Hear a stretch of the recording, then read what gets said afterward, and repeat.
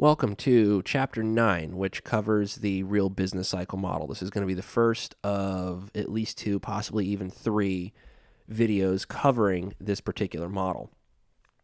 Now, in this course, we're going to be covering two business cycle models. There's the real business cycle model and then the new Keynesian model. Both of these are the result of the Lucas critique that we discussed in the previous video, and both of these are micro-founded dynamic stochastic general equilibrium models. The RBC model came first. It took the modeling technique that's used in microeconomics, and then it just expanded it for use in a macroeconomic model. So if you remember from principles of micro, we had things like, marginal utility and, the marginal utility of X, marginal utility of Y, things like that. Well, it's the same idea, actually, that is used in this model. It's just instead of being used for one or two particular markets, it's used for all markets in the economy. But the modeling approach is very similar in a lot of ways. It's actually a little bit easier, at least to me.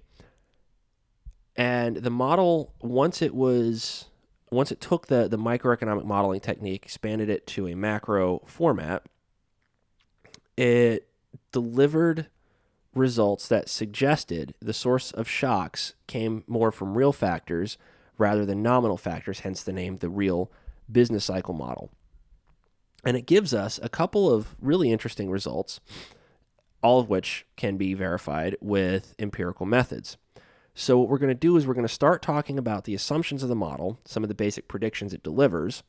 We're then going to graph it out and disturb the equilibrium to look at what the responses are. And when we kind of gauge what these responses are, we're going to try to track them over time. And when we do that, we're going to see exactly how the model predicts certain shocks are going to be fluctuating throughout the economy, how they're going to propagate throughout the economy. And then we're going to test it empirically. When we empirically test it, we're going to see exactly where the model falls short, where the model excels, and then how the new Keynesian model serves as a little bit of an improvement on certain parts of it. Now, the RBC model was the first big DSGE model. It's commonly referred to as the neoclassical or the new classical business cycle model, and it gets that name because it derives a lot of its assumptions and the results from the classical school of economic thought. And overall, it suggests that a more free market, uninhibited production and trade approach is better, and it suggests no role whatsoever for government to try to use any stabilization policy. So without further ado, let's just move on to the assumptions of the model. The assumptions are that households are utility maximizers. So that's the stuff from principles of micro that you've learned about. Firms are profit maximizers. Well, that's also what you learned about in principles of micro. Now, it assumes all firms and households are identical. It assumes that there are sufficiently many households and firms. Basically, there are enough of them such that if one of them does something a little different than the others, you wouldn't notice it. Hence, all of them are assumed to be identical. All of the output markets, right? So labor and capital, all the input markets, labor and capital, and then the output markets, like the finished final goods, are competitive. So there's no monopoly or monopsony power when it comes to the input or output markets. Now, the model exhibits monetary neutrality. And what this means is that under monetary neutrality, changes to the money supply or changes to the growth rate of the money supply would have no effect on real economic variables. The idea here is that if you change the money supply, prices automatically adjust and inflation doesn't change anything. It's not going to be changing output. It's basically prices can move or output can move, or you get like a little bit of prices, a little bit of output moving. The idea here is that prices move instantaneously such that output doesn't have to move. Prices are assumed to be perfectly flexible, which is an extension of monetary neutrality. So if there's a shock, prices respond immediately. They don't take time to respond. The model also assumes that the economy enters a recession as a result of real economic shocks. And though we haven't really discussed the welfare theorems of economics, it satisfies both welfare theorems of economics, and it suggests that the equilibrium is efficient regardless of whether or not the economy is in a recession. Now, that doesn't mean that the equilibrium is like the best thing ever. It just means that there can't be anything to improve that equilibrium by trying to redistribute resources across different sectors of the economy. Now, the government exists here, but because every equilibrium is efficient, there's no need for stabilization policy, because ultimately what stabilization policy is doing is it's transferring resources. The government's not producing anything. All they really do is extract resources from one part of the economy and give it to another part. So if everything is efficient, what that implies is that nothing can be improved by taking from one part of the economy and giving it to another. Now, these assumptions are basically what the classical school of thought ran with, save, a couple of them. But the previous models didn't have optimizing individuals that were used for macro analysis. So the model really took the classical assumptions and put a micro foundational setup to it to then develop it and give us results that are strikingly similar to what the classical economists thought in the first place. It's just now, if you buy into the DSGE modeling, which I'm a big fan of, I will admit, you're getting the right answer via the right methods rather than the right answer from the wrong methods. So from here, what we can do is we can see how one individual will plan to spend their resources, and then we can just further aggregate it upward to the entire economy if we want to. Now, this way we can see how the economy as a whole would respond. And we're going to treat each and every aggregate variable as the sum of optimizing individual agents. So where I was saying the classical economists would sometimes get things right, it's just now we're getting them right via the right methods. We're not just getting those things right via the right methods. We're also they're right, but it's not just so much the direction in which things are moving, it's also the magnitude in which things are moving. So the precision in which these predictions operate, I guess, is improved substantially by including micro-foundational approaches to these models.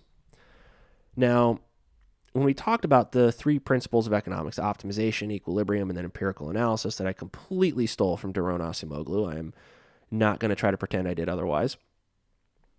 The setup guaranteed that the model satisfies all of these. It satisfies individual optimization, it satisfies the equilibrium, and then it also satisfies the empirical analysis. Now, the model's also going to tell us that households smooth consumption. So they're going to borrow while income is low and save while income is high to try to maintain a relatively constant and stable level of consumption over time. Investments assumed to be a function of capital and interest rates, and government spending is assumed to be exogenous in this model. So changes in government spending would be offset by equal and opposite changes in consumption or investment. So really, the government's just completely useless in this model. They're kind of like that kid that sits in the corner eating glue. Now, the government gets its revenue either through taxation or by issuing bonds. If the government issues bonds, they're borrowing money from the private sector because, as I've said before, the government doesn't produce. And that's not me trying to pull this like Ayn Rand libertarian rant here. I mean, they literally don't make stuff, right? There's nothing that the government's producing to then sell on the market. So what's borrowed today has to be paid for tomorrow with higher taxes. Now, households themselves have rational expectations. Thus, they know that governments who borrow today will need to pay it back tomorrow by taxing households. So they alter their consumption accordingly. This particular phenomenon, because rational expectations can be applied to situations outside of just this particular phenomenon is what's known as Ricardian equivalence. And it means that the timing of how and when the government finances its purchases doesn't really matter because it's internalized in household decision-making and they're prepared for it before it even happens. Now, this only holds under certain assumptions, such as like that, taxes are required to be lump sum, meaning there aren't any marginal tax rates. It would be like everybody pays $100 in taxes every year, and that's it. That would be a lump sum tax transfer. Under the lump sum tax transfer assumption, you can get Ricardian equivalence. So it's not so much that like we're like, okay, this always happens in the real world. It's sort of in these assumptions in the economic models, this happens, and then we can look to see if the economy exhibits facets of Ricardian equivalence. But I'm kind of going down a rabbit hole here. When the government borrows, what it's doing is it's removing the ability of funds that can be used for private market endeavors. Now, if you're like, that sounds a little familiar, well, then, yeah, you're completely right. Because if the government borrows money, it means there's less money for the private sector to borrow. Thus, interest rates will be going up. When interest rates go up, the private sector invests less, and then we get less economic growth. This is something that's known as the crowding out effect, that government spending crowds out private investment. So if the government wants to spend a bunch of money on something, well, they can spend the money all they want, but that money isn't there for use by private agents. Thus, they can't invest the money as they were planning to. And we're not really letting the market sort itself out. We're letting the government kind of dictate the way the market's going to be going. So here, because you get that crowding out effect where government spending crowds out private investment, if the government tries to spend money to do something to help the economy, well, they're going to end up making things worse rather than better, because they're going to have to be ready to have that increase in spending be offset by a decrease in private investment. So let's look at it this way. We got GDP, right? Now, I'm going to do this one of two ways. If you like the calculus way, we can take a total derivative, which is taking the derivative of y with respect to every variable in the equation, and we would get equation 2 here. Or, it's not 100% right, but you can get the point across with like kind of percent changes, right? If we want to see, or not percent changes, just changes. Sorry. If we want to see how y changes for any change in consumption, investment, or government spending, then we can go like, all right, if government goes up, government spending goes up, then investment is going to go down because the change in output would essentially be 0 here. And that change in output would be equal to the change in consumption plus change in investment plus change in government spending. So if the sum of those changes is equal to 0, if one of these variables were to go up, some combination of the other two variables has to go down. Now, if we assume that agents are smoothing consumption, then let's just go ahead and kind of treat that delta C as equal to 0. Therefore, if the government boosts its spending, we're likely going to see a reduction in investment. Why? Well, if the government's going to spend all this stuff, we're going to assume they have to borrow it. So if they have to borrow it, well, they spend more money. The amount of funds that are available to be lent out falls, thus the interest rate rises. And when the interest rate rises, investment's going to fall. So C isn't going to be moving around very much because agents are smoothing their consumption. So that means investment's going to have to move a lot because, well, it's the only other variable that is available for movement here. And it really sucks because investment is what leads to larger output tomorrow. Remember that whole KT plus 1 and KT thing, right? You buy more capital today, which is then available for use in production tomorrow. So if less capital is available because the government's borrowing and spending it all, then there's less that's available for production tomorrow. So if investment gets hit because the government increased its spending today, tomorrow's output is going to fall. And that is because consumption's being smooth. So the movement for consumption isn't really there. It's not really available. And thus more borrowing increases interest rates. Investors won't want to invest. Interest rates are a little too high. It could be lower tomorrow, so they're just going to wait it out, and you see a reduction in investment. So let's go through an example. Suppose GDP is $2,500. Here I've got I don't remember what catnips, I think. That's what I had. And consumption is 1750, investments 500, government spending is assumed to be 250. So this would give us the identity 2500 is the sum of 1750, 500, and 250. We want to see how crowding out works. So the government wants to borrow, say, 500 to fund a new project. Well, if this happens under Ricardian equivalence and consumption smoothing, either consumption won't move much, consumption won't move much and output won't move either. So that means delta y is equal to 0, delta c is equal to 0. So it gives us the following. Delta I plus delta g equals 0. If we move delta I to the other side, we get delta g equals negative delta I. So if government spending increases, investment falls by that equal amount. So if delta g is 500, then delta I is negative 500. If we relaxed that assumption on Ricardian equivalence, households didn't smooth, or that would mean households don't smooth consumption by as much, then we would have something that includes the delta C term in there as well. And if I move that delta C term over to the other side, then both delta C and delta I can then move.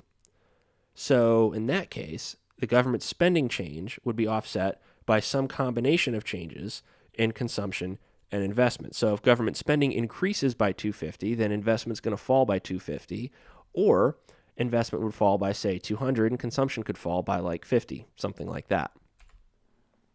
So ultimately, this is a supply-side model, and it assumes that shocks to supply will alter the level of output, but that any demand-side shocks really only affect the composition of output as either consumption or investment, but not the level of output. So output won't change, but the components of output will shift around a little bit, but they'll shift around such that the total output level doesn't change.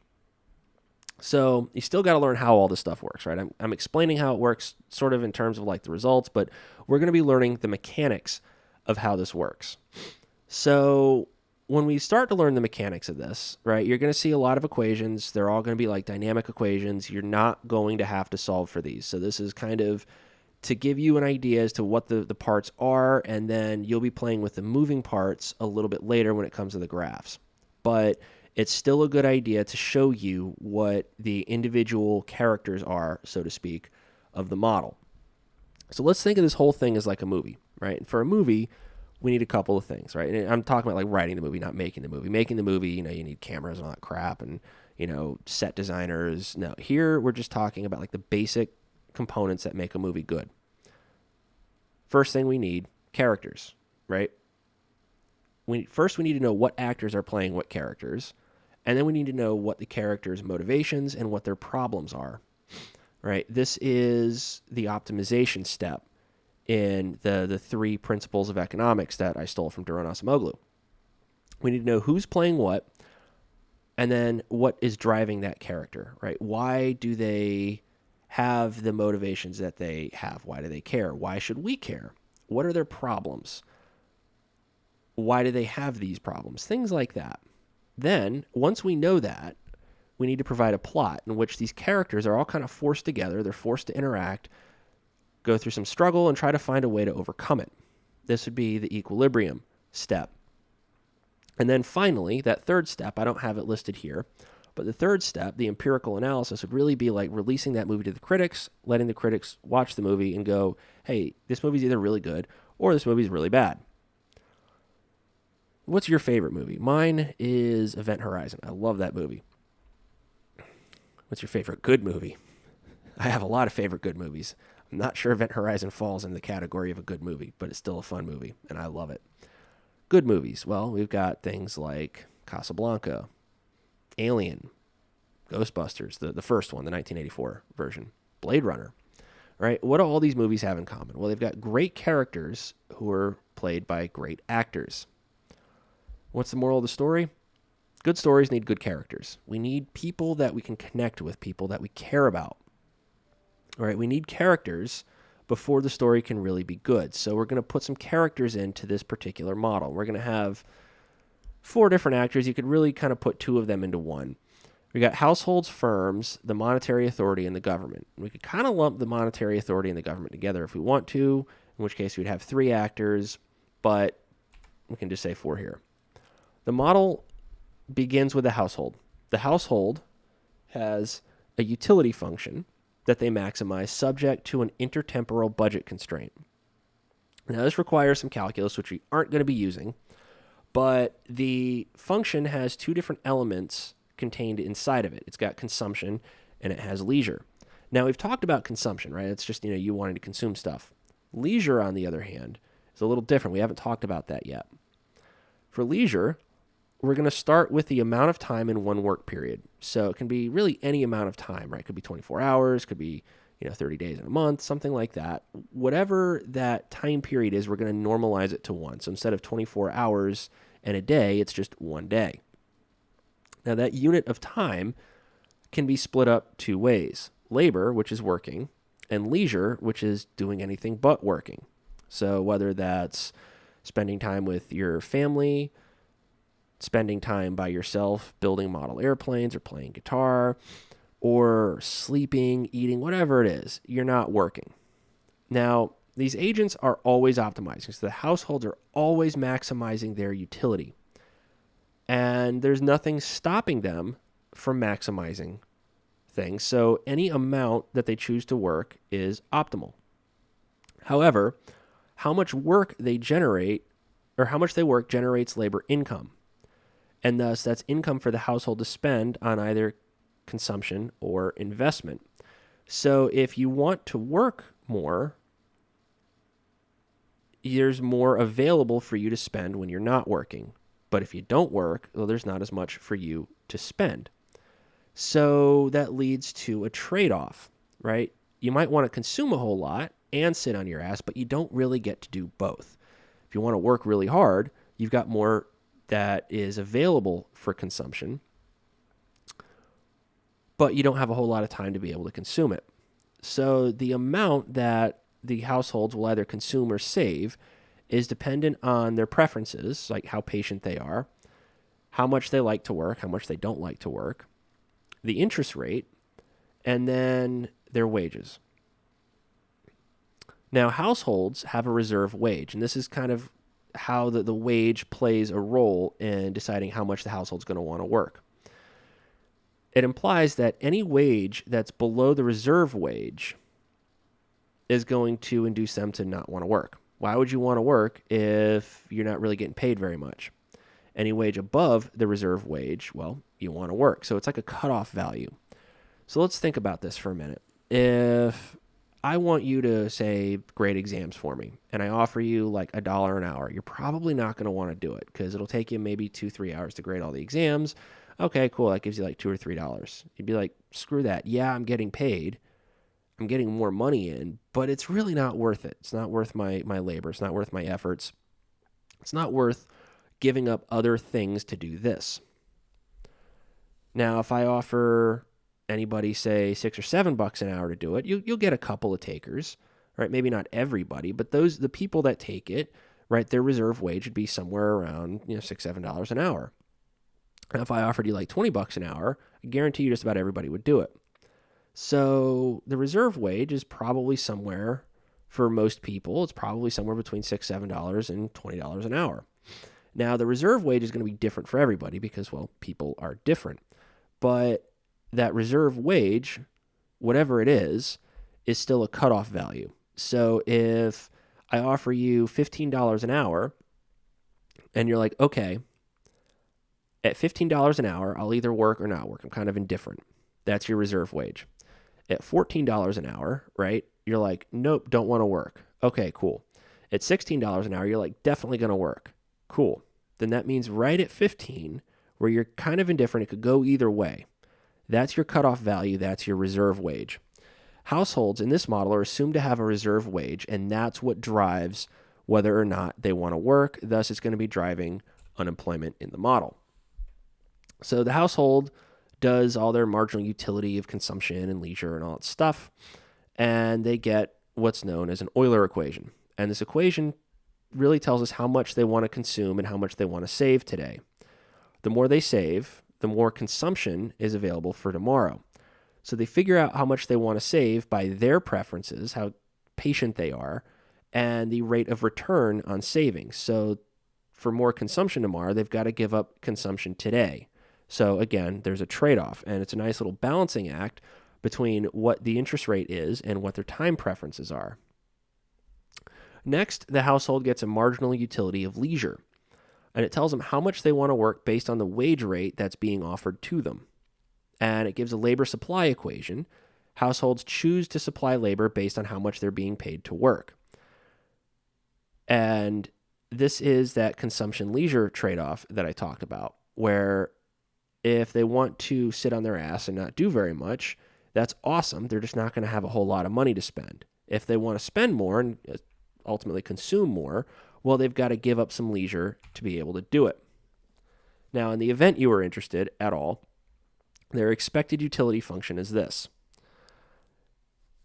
That summation from t equals 0 to infinity, that just tells me that this is going to repeat itself for an infinite number of time periods. That beta to the t is a parameter on how patient the household is.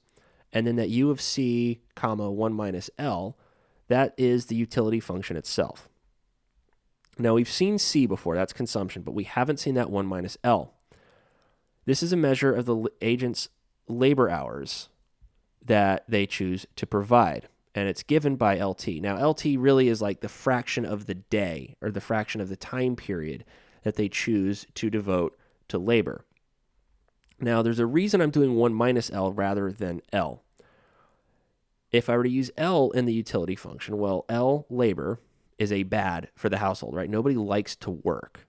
Everybody would rather just, pursue their own goals and desires and dreams and all that fun stuff. So labor isn't a good. But like I said, if you want to go out and, just pursue your own desires and just do what you like, well, that's not labor, is it? That's leisure. So if you value your leisure, but you really don't like labor all that much, what we can do is we can do the amount of time that's available in each unit of time minus the amount that you're working is the amount that you're not working. That's what you actually value. That's what you enjoy. So we don't want to have labor directly in the utility function because that would go against our assumptions imposed on a utility function.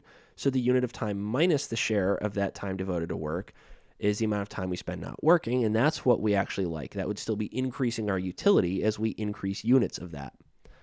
And then we have a constraint which says output, the left-hand side, a times k to the alpha, L to the 1 minus alpha. I don't know, I've got alpha minus 1 there. It's supposed to just be alpha. So for the k to the alpha minus 1, it's supposed to just be k to the alpha. My mistake. And that's equal to c plus kt plus 1 minus 1 minus delta kt, right? That's I, right? This stuff right here, this stuff right here is investment. And then we got G, which is government spending. So it's Y equals C plus I plus G. And I get my Euler equation and I get my labor supply equation. Now, this Euler equation looks kind of crazy, right? This stuff here looks pretty nuts. But the stuff in the parentheses is just the marginal product of capital. So you've seen that before. Maybe not as long and drawn out as this, but you've seen this before. So this is telling me, really, that my consumption decisions are based on my time preferences, beta, and the marginal product of capital, which is going to be equal to the interest rate. And then here I've got labor supply. This right here is determining whether or not I want to work. So we got a couple of interesting finds here. First, households smooth their consumption. Consumption decisions are made by what the expected future marginal product of capital is. Now, in a competitive market, the marginal product of capital is equal to the interest rate, so current future consumption paths are determined by what the household thinks interest rates are going to be in the future. If they think they're going to be higher, they're going to save more today to consume more tomorrow. And it's also a function of what their time preference, beta, is. Now, that beta term, the larger it gets, the more they care about the future, so the more willing they're going to be to save.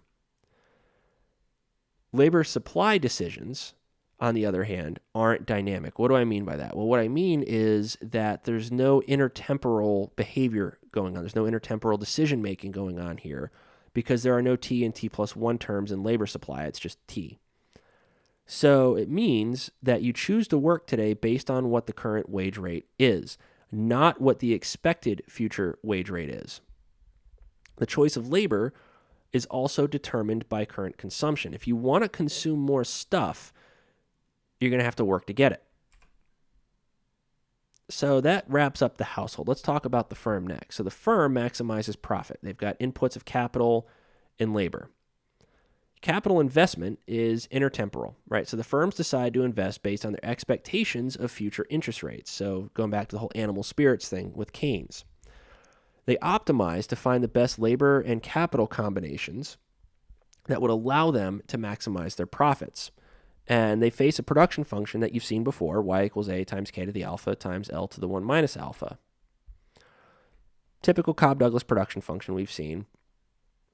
And the total factor productivity isn't specifically augmenting labor or capital. It's for the whole thing. So it's for the whole combination of labor and capital. So it's going to be augmenting both of them by the same amount at the same time.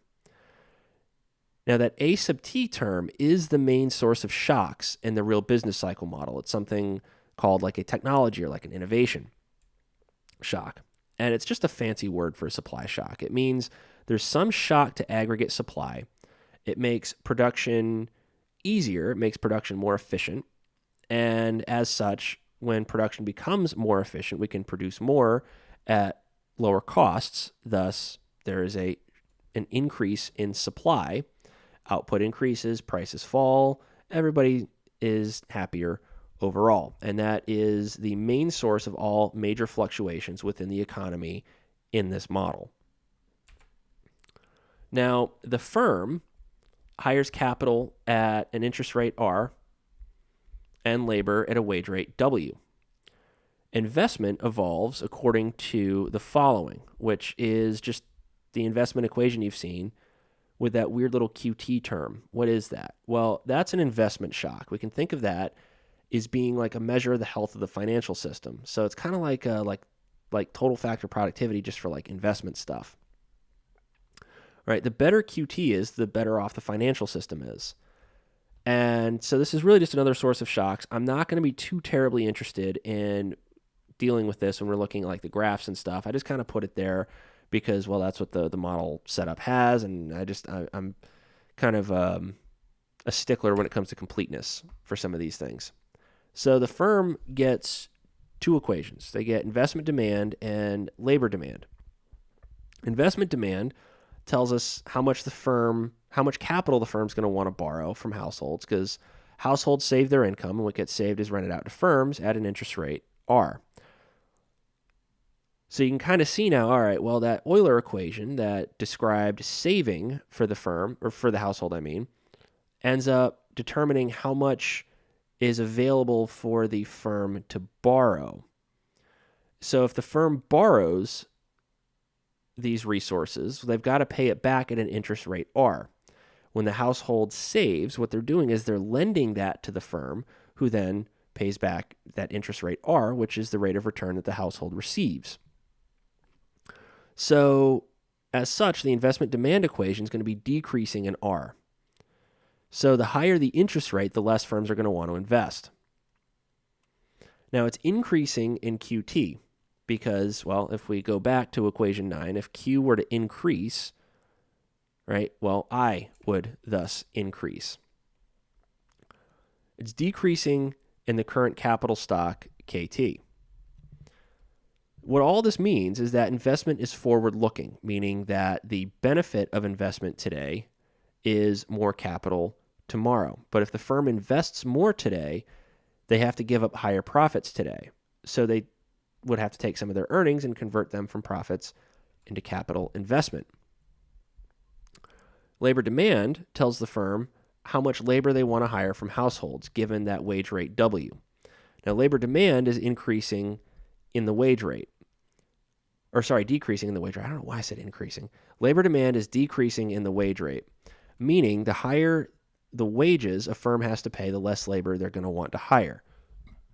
Because you would honestly be kind of hard-pressed to convince me or anybody else that takes economics seriously that a higher wage rate is going to induce firms to hire more workers. So in summation, the firm gets two equations. There's a labor demand equation and an investment demand equation, where R is the real interest rate, which serves as the rental rate for capital. So from these and then the equations that the household derives, we can get like a general equilibrium. But we still have a little bit more to go. There's a central bank in this movie as well, and they regulate the money supply. Now, money is considered to be neutral in this economy, so it really doesn't matter what the central bank does, because whatever policy they select, the outcome is going to be the same. There are no real effective changes when it comes to changing the money supply to try to influence output or employment. So the monetary authority really just takes a passive role, and they accommodate the agent's changes in the demand for real money balances. So they essentially just set the supply of money equal to whatever the demand for money is at any point in time. Finally, we have the government. Government spending. It's assumed to be exogenous here, which means they make decisions totally outside of the rest of the model. In this case, what they do is they charge a lump sum tax that allows them to conduct their spending operations, and they can borrow funds at an interest rate R. But it means if they borrow more, they crowd out investment. So if they borrow or tax, households are going to be ready for it, and they're going to alter their consumption accordingly, thus displaying Ricardian equivalence. So the government, whatever the government does, the household is kind of already expecting it, and they've internalized the government's budget constraint in their own budget constraint. Thus, if the government tries to, spend something to, like build a bridge, whether they build it today and pay for it tomorrow, or they raise taxes today to build it tomorrow, the household's consumption patterns aren't going to be affected. Now, the government is assumed to be balancing their budget, and if they're balancing their budget, then it means that their spending equals the tax revenue. So if government spending equals tax revenue, then we have a balanced budget. So we don't necessarily, like at the margin, need to be worried about taxes in this model, and instead we can just look at government spending. So this is going to wrap up part one of this lecture series for this chapter. And really, we covered some stylized facts about the RBC model. We talked about the setup, the actors, or the characters in the model, right, or the movie. Next, we're going to be talking about the equilibrium. And that's going to be like the plot component for our movie. And when we talk about that, we're going to cover the graphical setup for the model, which is really what you're going to need to be responsible for. So you're not going to need to be playing with a lot of the equations I gave you guys today. And that's just kind of in case you're super interested in the math and want to see the way some of these components all work with each other. Great. And if you're not super interested in the math, you at least know that these equations are here. You know what is coming from where. Therefore, you can go, all right, well, if there's an equation for it, there's going to be some kind of a graph for it as well. So that wraps up this video, and part 2 will be coming later this week. Thank you for watching.